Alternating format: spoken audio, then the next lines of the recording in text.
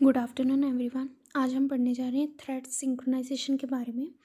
Thread synchronisation क्या होता है? जब हम दो या दो से ज़्यादा थ्रेड होते हैं प्रोग्राम में, तो कई बार सिचुएशन आती है कि जब मल्टीपल थ्रेड्स एक ही सेम रिसोर्स को असेस करें और उसके बाद कॉन्करेंसी इश्यूज आ जाएं, ठीक है, कुछ भी रिजल्ट ना आए।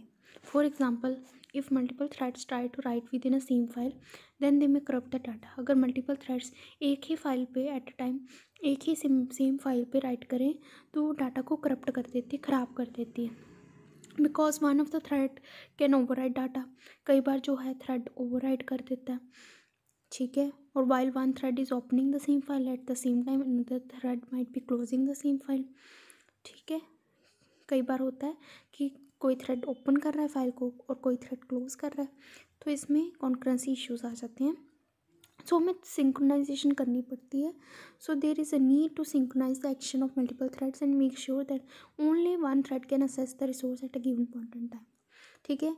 हमें सिंक्रोनाइजेशन ऐसे करनी है कि एक टाइम पे एक ही थ्रेड डाटा को असेस करें। This is implemented using a concept called monitors. ये किसकी हेल्प से होता है? मॉनिटर्स की हेल्प से। Each object in Java is associated with a monitor.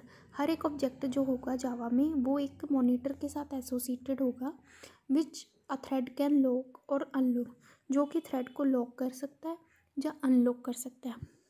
जब थ्रेड को लॉक कर रहा है तो मतलब वो उसे असेस कर रहा है, जब अनलॉक कर दिया तो मतलब किसी और थ्रेड को लॉक दे देना है कि अब वो डाटा को असेस कर सकता है, ठीक है। जिसके पास लॉक होगा वो डाटा को असेस कर रहा होगा, और जब वो अनलॉक कर देता है तो मतलब वो थ्रेड कोई और थ्रेड लॉक ले सकता है और अपने डाटा को असेस कर सकता है। Java programming languages provide a very handy way of creating threads and synchronizing their tasks by using synchronize block. इसमें हम synchronize block लगाते हैं। synchronize block होता है जिसके बीच में हमें जो है वो असेस कर सकते हैं डाटा को। You keep shared resources with in the block. आपको क्या होगा, आपको उस डाटा को जो शेयरिंग पोजीशन में, मतलब जो डाटा शेयर कर सकते हैं, मतलब जिनको हमने शेयर करना है जिस रिसोर्सेज को, उनको हम सिंक्रोनाइज ब्लॉक में रखेंगे ताकि हम उनको बाद में असेस कर सकें, ठीक है। जैसे यहाँ पे सिंक्रोनाइज, यहाँ पे ऑब्जेक्ट आइडेंटिफायर किस ऑब्जेक्ट पे लगा, सिंक्रोनाइज उसको मेंशन करना, और कौन से वेरिएबल्स हैं जिनको हमने असेस करना है जो कि शेयर हो गए मल्टीपल थ्रेड्स में, ठीक है, उनको बीच में यहाँ पे लिखना है।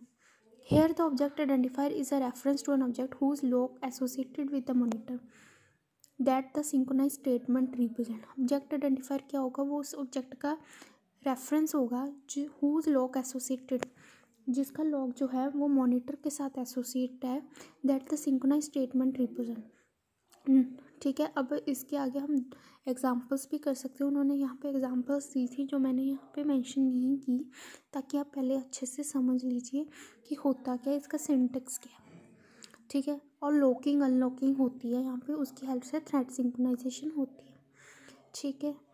ओके, आज के लिए इतना ही, बाकी हम कल करेंगे।